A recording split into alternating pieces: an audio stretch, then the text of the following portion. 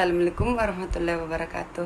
Hello, perkenalkan nama saya Al-Mukarramah, nomor sambung 20005 AF dari kelas reguler A Akademi Farmasi Yamasi Makassar. Sebelumnya, saya mengucapkan banyak terima kasih karena telah meluangkan waktunya untuk menonton video ini. Di video kali ini, saya akan menjelaskan tentang modul yang telah saya kerjakan. Pada modul ini terbagi menjadi 5 bagian. Pertama, mengkaji tentang literatur penyakit. Pada modul kedua, membahas tentang observasi lapangan. Pada modul ketiga, membahas tentang inventarisasi tanaman obat. Pada modul keempat membahas tentang kajian tanaman obat, dan pada modul terakhir atau modul kelima membahas tentang rencana inovasi. Tapi sebelum saya masuk lebih, yuk kenal apa itu etnofarmakologi.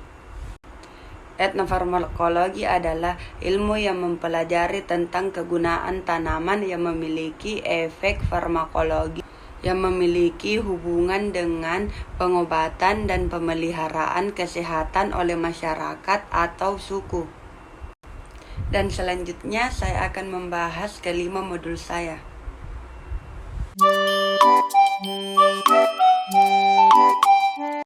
Pada modul pertama, saya akan menjelaskan definisi asma bronkial. Asma bronkial adalah suatu keadaan di mana saluran nafas mengalami penyempitan yang dikarenakan oleh hiperaktivitas terhadap rangsangan tertentu yang menyebabkan peradangan dan penyempitan yang bersifat sementara. Yang selanjutnya yaitu penyebab umum asma bronkial. Yang pertama disebabkan oleh polusi udara seperti asap industri atau asap kendaraan. Yang kedua, cuaca atau perubahan suhu yang terjadi secara ekstrim. Yang ketiga, paparan zat seperti serbuk sari, debu, bulu binatang, dan bakteri. Yang keempat, stres dan kecemasan yang berlebihan. Yang terakhir atau yang kelima, infeksi virus seperti flu dan pneumonia. Selanjutnya, ciri-ciri dan gejalanya. Yang pertama, ciri-ciri asma bronkial yaitu batuk, bengek, dada sesak, sesak nafas. Yang kedua, gejala asma bronkial yaitu batuk keras, susah bernafas, nafas berbunyi, dada terasa sesak, lemah dan lesu. Selanjutnya yaitu jenis-jenis pengobatan asma bronkial. Yang pertama, pengobatan secara modern yaitu terapi obat, terapi pernafasan, terapi yoga, terapi renang, dan akupuntur. Pengobatan lain secara modern yaitu pengobatan jangka pendek. Contohnya inhaler short acting beta 2 agonis.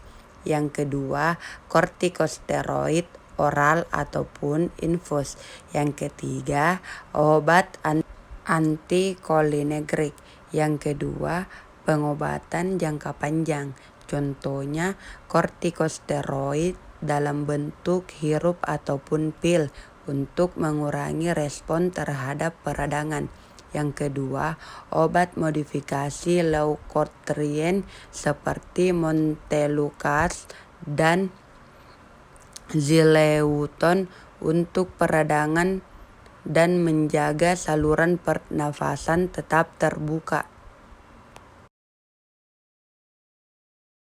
Pengobatan tradisional contohnya dengan mengonsumsi air rebusan daun miana, daun keji beling, dan daun sirsak yang diminum 2 kali sehari pada pagi hari dan malam hari sebelum tidur.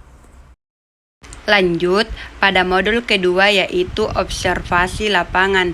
Observasi lapangan dilakukan pada masyarakat Dusun Tamak Laklan, Desa Lempangang, dan Dusun Buka, Desa Bone, Kecamatan Bajeng, Kabupaten Goa. Berikut adalah salah satu responden saya.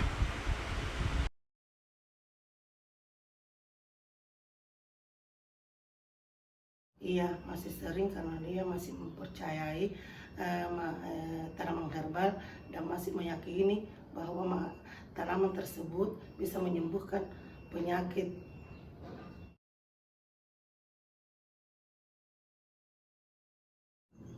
masih seperti tanaman daun pecah-beling, daun sirsak, daun miana. Biasa daun miana biasa digunakan untuk penyakit asma dengan sirsak. Begitu juga pecah-beling, karena pecah-beling itu untuk penyakit batuk disertai dengan asma. Kan kalau asma itu biasanya pertama-tama batuk dulu, baru sesak nafas. Jadi biasa ramuan tersebut biasa saya gunakan untuk direbus atau dimasak, ketiga-tiganya dalam takaran 1 sampai 2 gelas menjadi dimasak atau direbus menjadi 1 gelas, dan itu dilakukan sebanyak 2 kali 1 siang malam.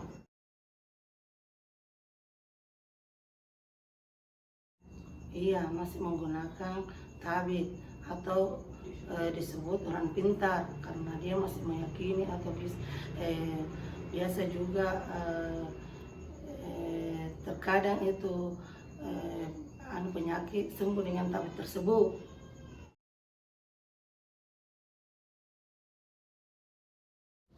Iya, karena masih ada sebagian masyarakat mempercayai bahwa jampi-jampi atau baca-baca yang diberikan oleh tabib tersebut bisa menyembuhkan penyakit yang dia derita.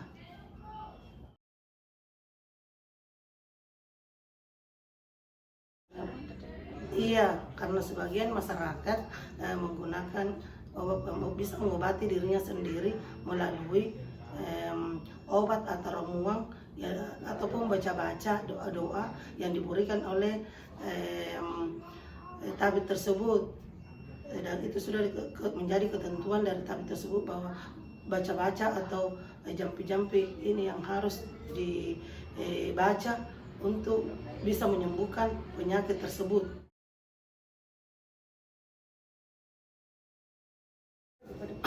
Iya, disertai dengan cara penggunaannya seperti air atau daun-daun atau ramuan lainnya. Air biasanya diberikan dengan cara tertentu, seperti air yang sudah kasih jampi-jampi atau baca-baca diminumkan atau dikasih minum sama penderita, kemudian diusapkan pada bagian yang sakit. Terus kalau daun, biasanya daun tersebut sudah diberikan jampi-jampi atau baca-baca, baru diberikan sama penderita sesuai dengan takaran atau cara-cara bagaimana caranya. Biasa daun tersebut direbus dan diberikan takaran atau diberikan caranya untuk diminum 1 sampai 2 kali. Terus ada juga daun yang diberikan terhadap penderita dengan cara menempelkan atau diusap di bagian yang sakit.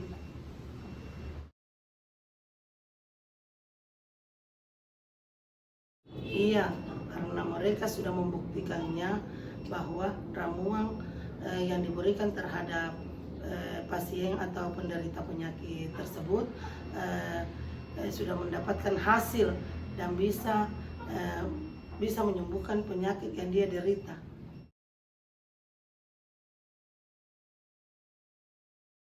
Iya, karena masyarakat mempercayai keduanya, karena kadang-kala masyarakat menggunakan tabib dengan menghasilkan hasil dan bukti. Begitu juga kefarmasian bisa mendapatkan hasil yang sama-sama bisa menyembuhkan.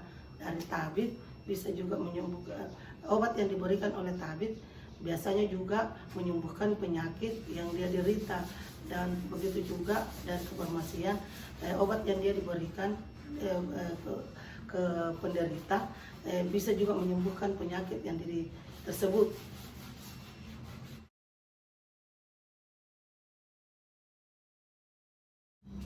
Iya, masyarakat setempat masih sering mengkombinasikan antara obat tradisional dengan obat dokter atau farmasi.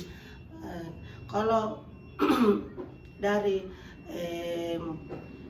ramuan atau dari tradisional, penyakit asma biasanya kita lakukan atau gunakan seperti daun miana, ditambahkan dengan daun pecah beling sama daun sirsa.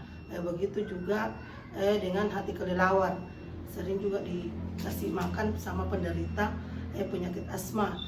Kalau dari ke farmasian, biasa kita gunakan alat nebo atau dikasih obat minum.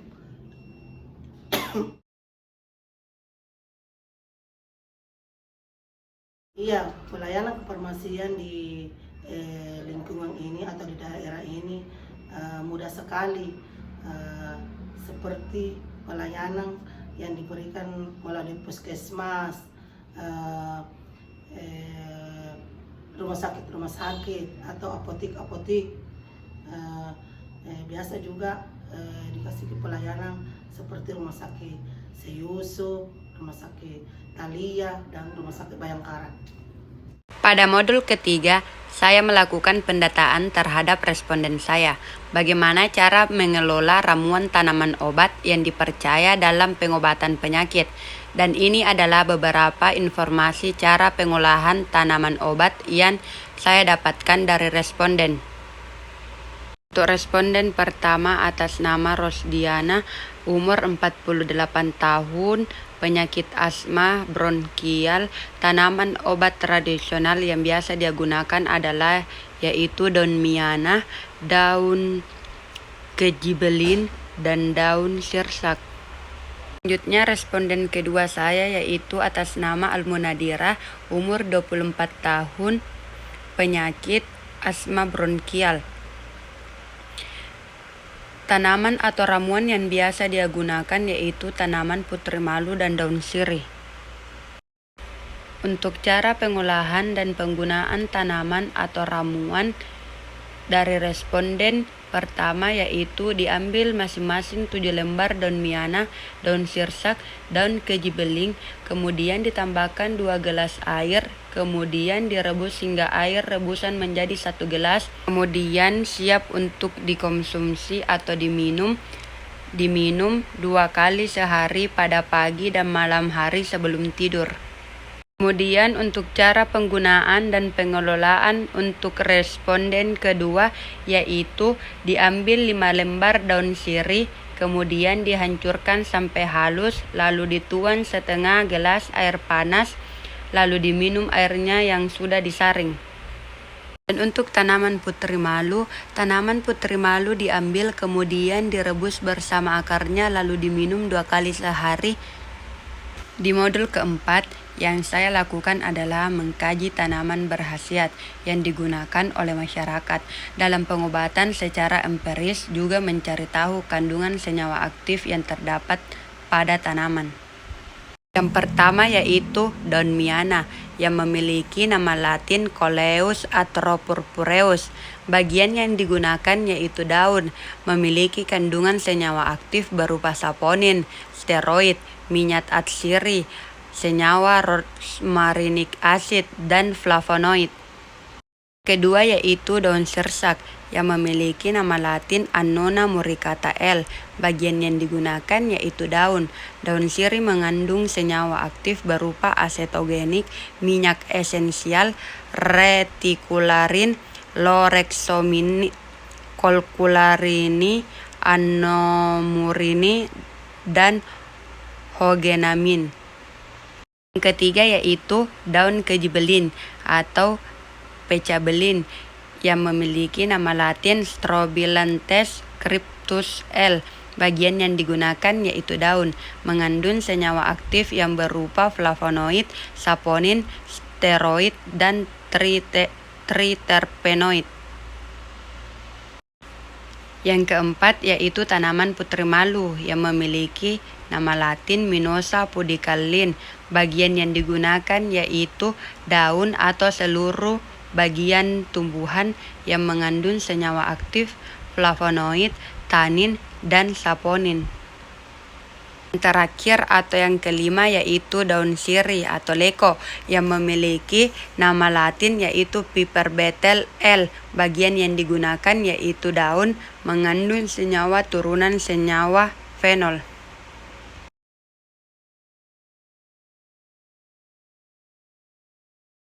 Pada modul kelima, saya akan melakukan rancangan inovasi dari hasil observasi saya dengan membuat produk kreatif,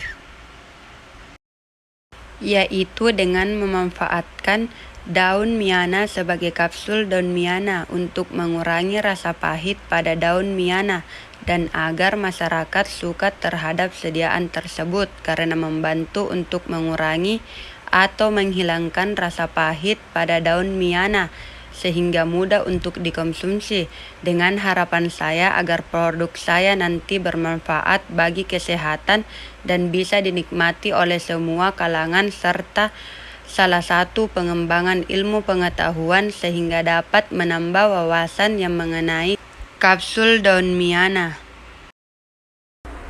Sekian penjelasan etnofarmakologi dari saya, semoga bermanfaat. Wabillahi taufiq wal hidayah. Wassalamualaikum warahmatullahi wabarakatuh.